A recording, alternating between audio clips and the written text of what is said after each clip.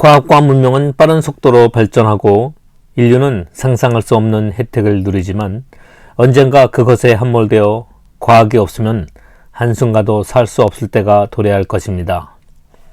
인류가 과학의 지배하에 놓이게 될 텐데 한 가지 알아야 할 사실은 인류에겐 죽음이라는 피할 수 없는 강이 놓여 있다는 사실입니다. 말하자면 인류는 시간과 공간의 존재로서 제한적이고 시한적인 삶일 뿐입니다. 예수의 초림은 보잘것없는 말구유에서 시작되어 멸시와 천대의 삶으로 이어지고 십자가 고난과 치욕으로 마무리되었지만 그분의 재림은 상상할 수 없을 만큼 큰 위엄과 영광의 메시아 왕으로 오실 것입니다. 예수는 선한 목자이시고 자기 양을 돌보시며 그들을 심판하십니다. 오늘 본문은 행위로 인한 구원을 말하고 있지 않습니다. 행위로는 절대 구원받을 수 없지만 구원받은 자에게 나타나는 행위는 필연적인 것이며 구원의 증거가 됩니다.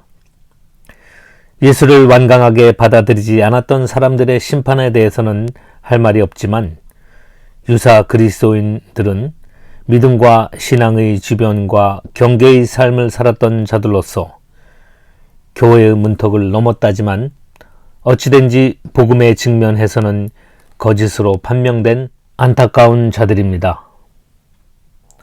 성경은 삶에서 열매가 없으면 구원이 없다고 얘기합니다. 누가 그런지 알겠습니까? 본인과 하나님만 아시겠지요.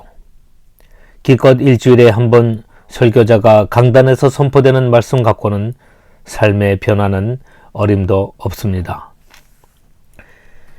그리스도인이 되기 위한 통상적인 과정을 식별하는 표로 인지적인 모형이지만 이 과정은 지식과 관계를 통해서 중심으로 움직이는 사람들에게 유용한 가이드가 된다고 합니다.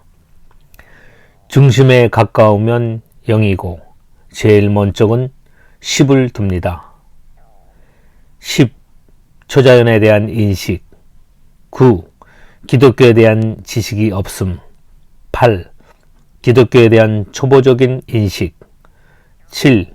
기독교에 대한 인식. 6. 복음의 기초적인 사실에 대한 인식. 5. 복음의 함축된 의미를 이해함. 4. 복음에 대한 긍정적인 태도. 3. 개인적 의미의 인식. 2. 도전하고 행동을 결심함. 1. 회개와 믿음. 0. 중생 순입니다.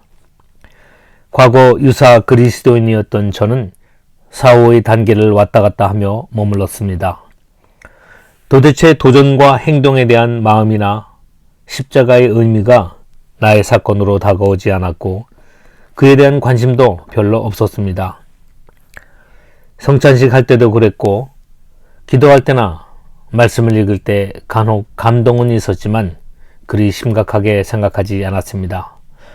남들은 왜 우는지, 왜 저렇게 열심을 내는지 이해하기 힘들었고 무엇이 좋은지를 공감할 수 없었습니다. 그러나 어느 순간 말씀이 내 안에 들어오자 예수가 나의 사건이 되며 모든 것이 달라졌습니다.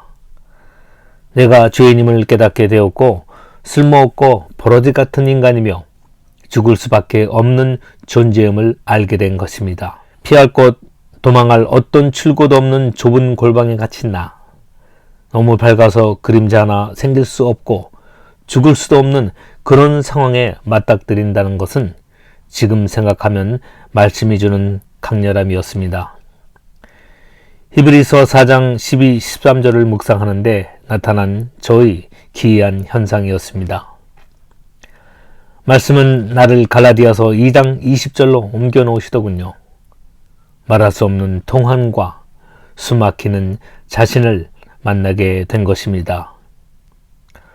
한 번 죽는 것은 사람에게 정해진 것이요 그 후에는 심판이 있으리니 저는 매우 운이 좋은 사람입니다. 죽음이 오기 전에 죽을 수 있었으니까요.